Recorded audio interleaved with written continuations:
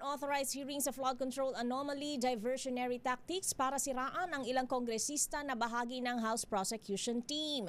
Idetalye mo ang balitang yan, RH12, Milky Ruganan. Manang Milky?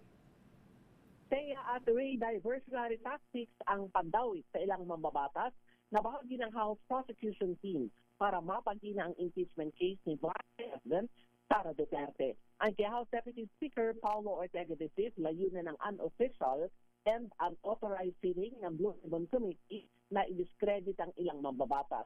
Sa testimonya ng ilang nagpapakilalang dating miyembro ng Marines, male-maleta umanong pera ang dineliver at natanggap ng ilang kongresista kaugnay ng flood control anomaly.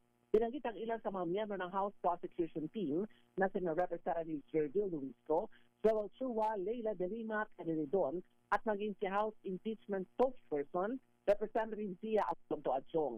Itinanggi ng mga mamabata, lalo na Senador Lima at Ridon, na kung pagbabalik ng timeline ng kontrobersya ay wala pa noon sa Kamara.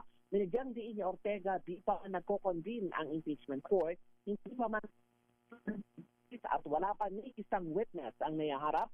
Gusto na umano ng kakampi ni Vicky Sara na guluhin ang hinihintay na pagsisimula ng impeachment trial. Ako si Milky Ruganan, gulat para sa DZRH, una sa Pilipinas, una sa Pilipino.